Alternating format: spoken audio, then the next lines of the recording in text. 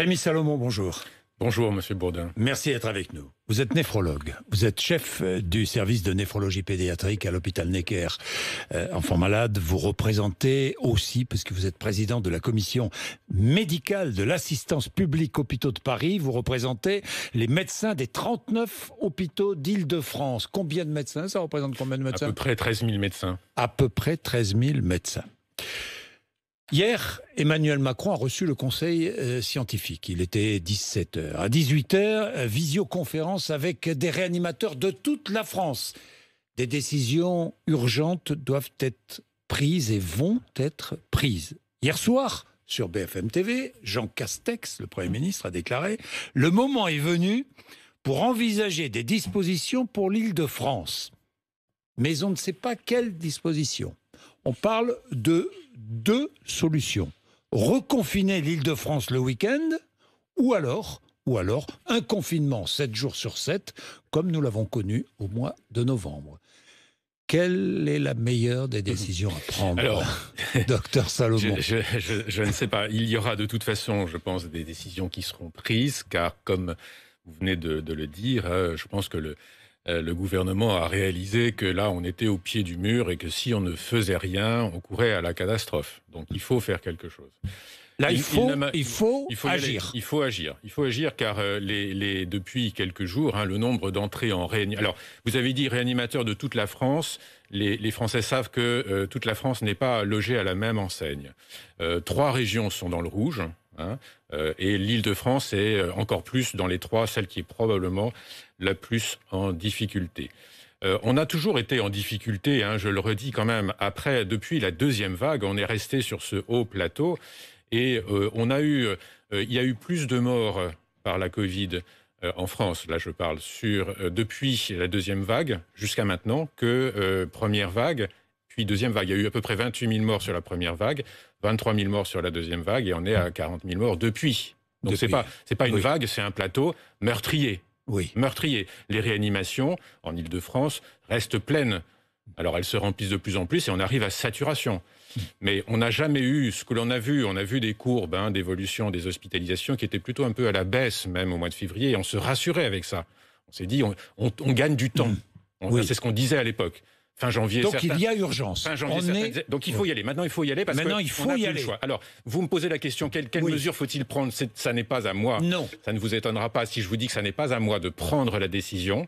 Ce qu'il faut, c'est prendre des mesures suffisamment importantes. La marge de manœuvre... Oui, mais ce n'est pas à vous, Rémi Salomon, de prendre la décision, mais c'est à vous d'analyser la situation. Oui, bien sûr. Donc Rémi Salomon, il y a 2 décisions possibles. Il n'y en a pas d'autres. Un confinement le week-end ou alors un confinement la semaine. Il n'y en a pas d'autre.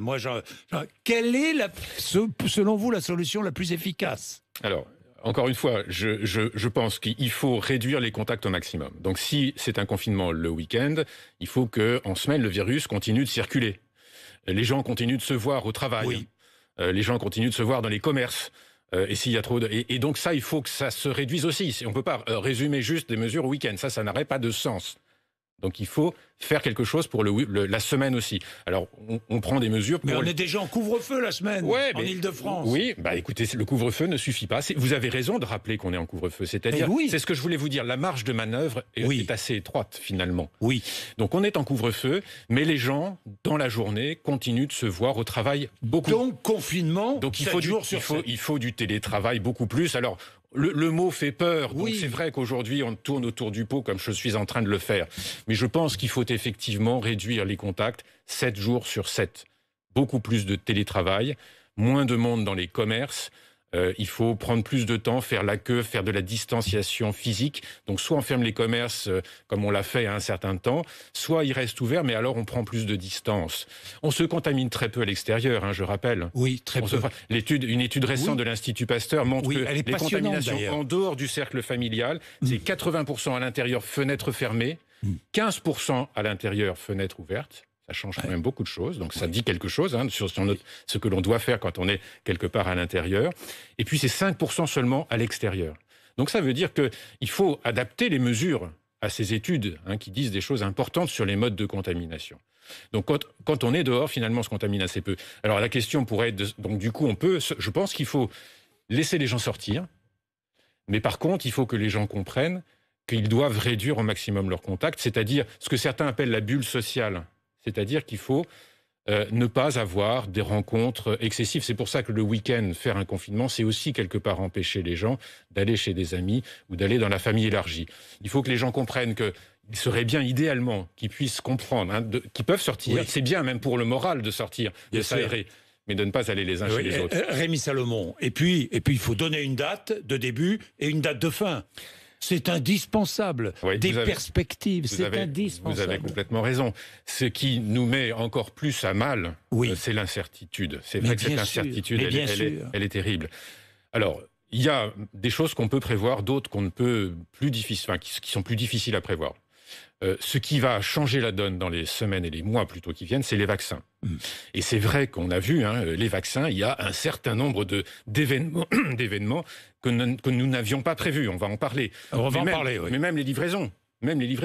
Le nombre de doses qui étaient annoncées initialement, finalement, on voit que ça repart à la baisse. Donc, il y a cette incertitude. Mais moi, je suis par contre sûr d'une chose, c'est qu'on aura beaucoup plus de vaccins d'ici l'été. Oui. Quel va être le calendrier exact pour répondre à votre question ? Je ne sais pas, mais nous allons avoir beaucoup plus de doses à partir probablement du mois d'avril et dans les mois qui suivent. Nous allons revenir sur les vaccins. Flambée épidémique. J'ai vu quand même quelques médecins qui disent non, il n'y a pas trop de flambée épidémique. Il y en a eu. Il y a une véritable flambée épidémique. Non, il y a. Il y a. Il n'y a pas de doute. Alors, il y a, c'est finalement... Si je comprends le gouvernement, si je comprends Emmanuel Macron, c'est quoi ? C'est ce qu'a dit finalement le Conseil scientifique. Vous avez vu le dernier avis du Conseil scientifique. Il faut des mesures fortes, précoces et territorialisées. Fortes, précoces, je dis bien précoces. Ça veut dire qu'on aurait pris du retard en Île-de-France, par exemple, ou dans les Hauts-de-France. Oui, comme d'autres, vous savez, on s'est exprimé depuis le mois de janvier, je l'ai rappelé tout à l'heure. Donc non, ça n'est plus précoce. Là maintenant, il faut y aller au pied du mur. Là maintenant, il y a urgence à y aller. Il ne faut pas attendre 10 jours de plus. D'ailleurs, agir rapidement, c'est ce que dit le Conseil scientifique, comme vous. Oui, dans sa dernière note qui n'est pas encore publiée, mais qu'on en a entendu parler. Là, il se place plutôt dans un autre contexte. Le Conseil scientifique dit, quelque part, on aurait dû faire plus tôt, il faut anticiper. Donc nous ne l'avons pas fait, dont acte. On a fait, certains parlent de Paris, disant que les mesures qui étaient là en janvier-février suffiraient à passer le cap. Manifestement, elles ne suffisent pas. Le nombre d'entrées en réanimation en Île-de-France et dans les Hauts-de-France et PACA augmente régulièrement et augmente plus vite de jour en jour. Donc on arrive à une situation qui risque, malgré les déprogrammations, on risque un débordement si on ne fait pas quelque chose maintenant. Oui, le Conseil scientifique demande aussi parallèlement la réouverture des lieux d'enseignement, les universités ou les facultés, les événements à caractère culturel pourraient être organisés sous protocole sanitaire strict, vous aussi ? Alors, je pense que là, on est dans une situation critique où il faut probablement faire le maximum pour freiner. Je pense qu'il faut appuyer au maximum sur la pédale de frein. Et donc, je pense, effectivement, rouvrir les universités est probablement une chose nécessaire à court terme. C'est-à-dire que c'est peut-être pas le moment tout de suite maintenant de les ouvrir, mais il faudrait le faire assez vite. Donc il faut donner les étudiants. Il faut donner dans 15 jours on ouvre. Là, il faut donner une échéance. 15 jours, moi je sais pas, mais il faut donner une échéance parce que c'est vrai que les étudiants, les jeunes, sont probablement ceux qui sont plus en difficulté. C'est l'âge de la vie où on a besoin des rapports sociaux.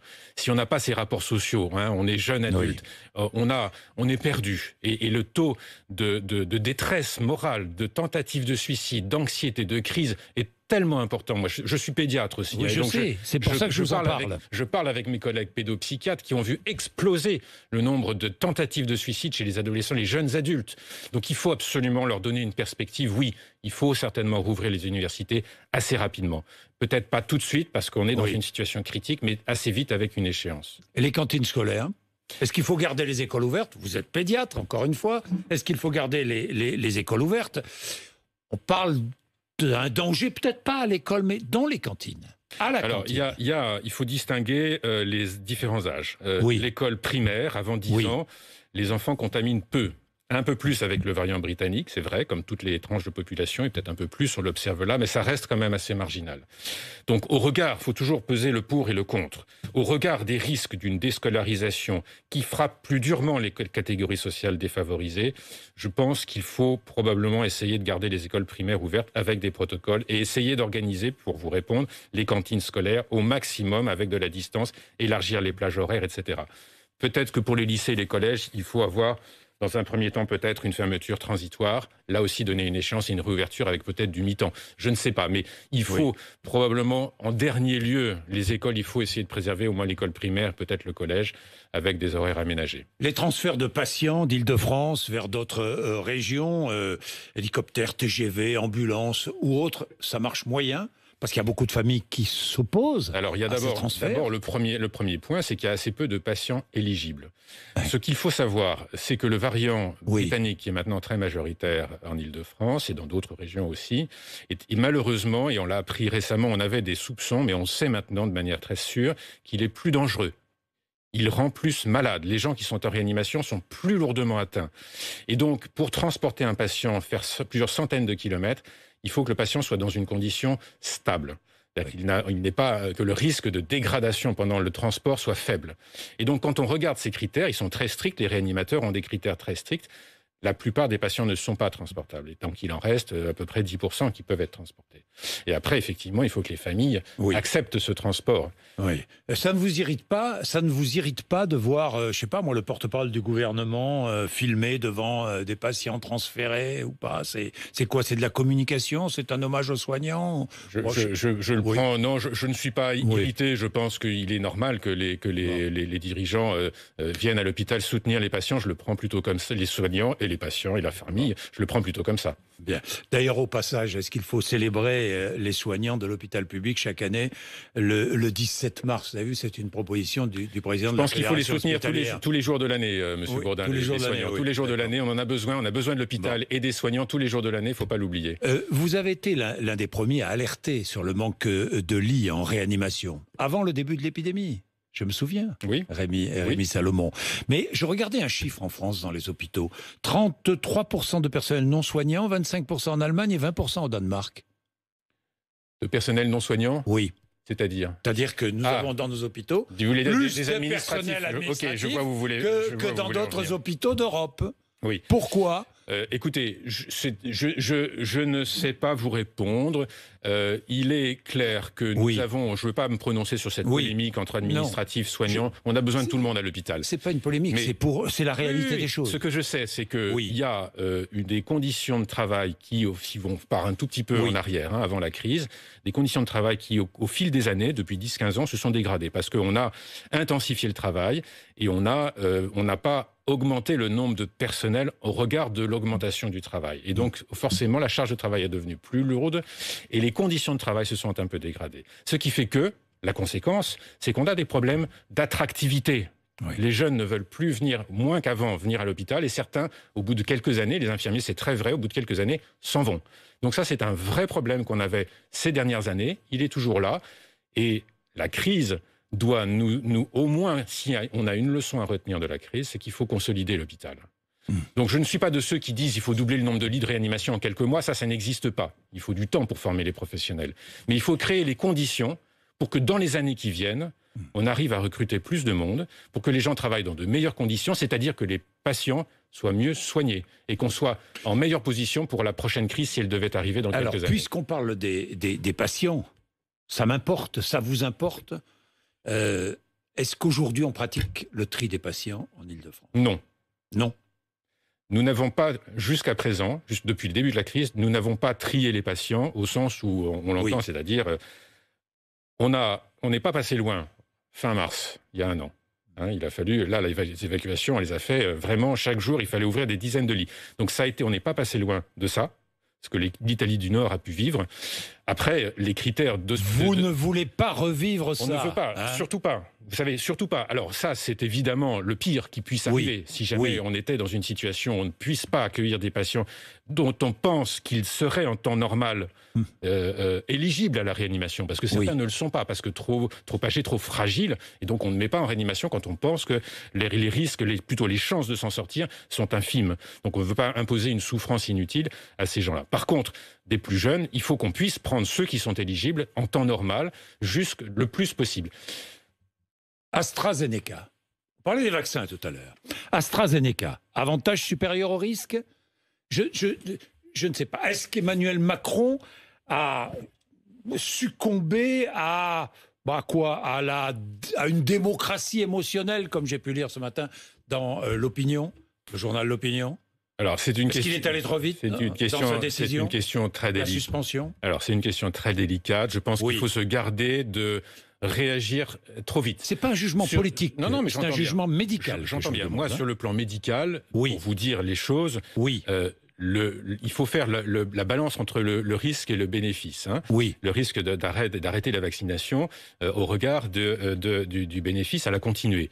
Il est évident qu'il faut continuer la vaccination et qu'il faut, c'est ce qu'on disait tout à l'heure, c'est celle qui nous sortira mais bien sûr, du bourbier dans lequel on est enfermé. Mais vous regrettez Alors, sur la décision sur AstraZeneca, d'abord, il faut rappeler qu'AstraZeneca avait mauvaise presse déjà. Il est moins efficace que le Pfizer, ce qui n'est pas vrai. Maintenant, on sait que sur des grandes études, sur des millions de personnes, il est aussi efficace que Pfizer.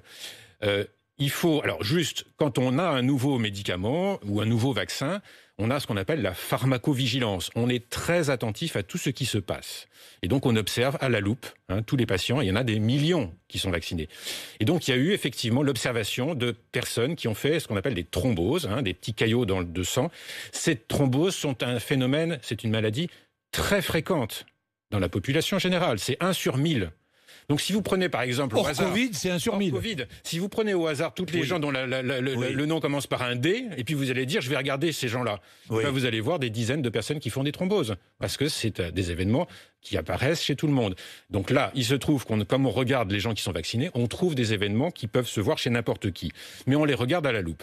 Et donc, il y a eu peut-être un excès de précaution à dire, on a besoin de savoir précisément ce qui se passe, si c'est comme les autres personnes dans la population, ou s'il y a quelque chose de différent. Donc il y a des petites choses qui se disent, là il y a peut-être quelque chose de différent, il faut qu'on regarde à la loupe. Donc je ne peux pas jeter la pierre à ceux qui sont très prudents. Cependant, ma crainte, dans un pays comme la France, où beaucoup de gens sont hésitants, voire un peu défiants par rapport à la vaccination, je crains que les gens interprètent mal ce que l'on fait. Il faut regarder ça comme de la grande prudence, de la transparence, et j'aurais envie de dire aux gens, faites confiance. Mais disons clairement les choses, Rémi Salomon. Vous regrettez, médicalement je parle, vous regrettez que ce vaccin soit suspendu ? S'il était totalement suspendu, ça nous ferait un manque à gagner. C'est vrai que ça nous ferait perdre du temps. Et pour les soignants, notamment. Et pour les soignants, notamment. C'est celui déjà qui ne veulent pas se faire vacciner. C'est celui dont on dispose aujourd'hui avec le Pfizer. Donc c'est vrai que si on nous retire l'AstraZeneca, il faut attendre les suivants. C'est plusieurs semaines. Et qu'on va perdre 2 mois. Absolument. Donc j'espère bien qu'il va être remis. Donc là, l'Agence européenne du médicament est en train de regarder, il va donner un avis demain. J'espère bien, je pense qu'ils donneront un avis positif. Et surtout, je voudrais dire aux Français qu'il faut qu'ils voient cette démarche comme une démarche de grande prudence et que ça doit inciter plus à la confiance qu'autre chose. Vous voyez, on est très attentif à tout ce qui se passe, on transmet, on est dans la transparence et c'est ce qu'il faut faire. Que les gens comprennent et qu'on leur explique bien vraiment les raisons de cette suspension qui n'est que temporaire et qui, si on revient à la vaccination, c'est avec toute la prudence et il faut que les gens aient confiance. C'est notre seule planche de salut. Oui, vous dites ça, mais c'est ce que vous dites aussi au personnel soignant. Un équerre, par exemple. Je leur dis, bien sûr. Quel est le taux de pourcentage des soignants vaccinés ? Alors, les soignants sont un peu comme les autres Français. Il y a aussi de l'hésitation. C'est nouveau, on manque de recul, on entend ce qu'on entend partout. Les soignants sont des gens comme les autres. Sauf que, ce que moi je leur dis, c'est que vous n'êtes pas exactement des gens comme les autres, puisque vous travaillez à l'hôpital et vous devez aussi, avec le vaccin, non seulement vous protéger, mais protéger votre entourage, ce qui est vrai pour tous les Français. Mais vous protégez aussi les patients qui viennent dans nos hôpitaux. Donc c'est aussi un devoir, et donc j'essaie de leur expliquer ça. Mais je suis très gêné sur cette stigmatisation des soignants. Oui, vous mais disiez je comprends. qu'on applaudissait hier et qu'on stigmatise aujourd'hui. Non, attention, faites attention. Oui. Les soignants n'ont eu accès au vaccin que récemment, au mois de février. Oui. Et puis, on voit bien que les doses manquent aussi. Donc, il faut être prudent avec ce discours. Rémi Salomon, aujourd'hui, l'épidémie est capricieuse avec les variants. On a encore le cas du variant breton dont on ne sait rien pour l'instant, avec les variants, qu'il est de plus en plus difficile de fixer des repères et pour quand. Et pourtant, c'est ce qui nous manque. Nous ne maîtrisons plus le temps. C'est tout le problème. Nous n'aimons pas cela, ne pas maîtriser le temps. Nous perdons espoir car nous ne pouvons nous projeter dans le futur. C'est le problème majeur. Qui pouvait imaginer, Jean-Jacques Bourdin, il y a encore un an, qu'on allait se retrouver dans cette situation? Personne. C'était vraiment un truc incroyable qui nous tombe dessus. Et on a du mal à accepter ça, que nos vies soient à ce point bouleversées. Et comme vous le disiez tout à l'heure, avec un manque de perspective. Donc moi, je voudrais quand même donner un message d'espoir. Malgré tout ce qu'on a dit sur le vaccin AstraZeneca et d'autres, ils vont arriver. Ils vont arriver, même s'il y a une petite crainte sur les variants qui pourraient effectivement rendre les vaccins moins efficaces. Je pense que cette crainte, elle doit être quand même modeste, relativisée. Les vaccins vont arriver en masse, il va y en avoir de plus en plus. Je pense que le printemps va être marqué vraiment par une augmentation considérable de la vaccination, y compris en France, et j'espère partout dans le monde. On en a besoin dans le monde entier pour maîtriser la pandémie. Oui. Et donc bien on a public, des jours meilleurs. Le vaccin bien public. Je pense que oui, l'idée d'un vaccin bien public, on ne fait pas de commerce avec du vaccin, qui doit nous sauver l'humanité. Je pense que cette idée-là doit faire son chemin. Et donc cet été, nous allons sortir du tunnel. On a juste 2-3 mois un peu compliqués à passer. Il faut serrer les coudes. On n'a pas le choix. Vous savez, l'hôpital, nous, on accueille les patients, on n'a pas le choix. Certains disent, cette dictature sanitaire, c'est les hospitaliers qui dictent nos vies, c'est insupportable.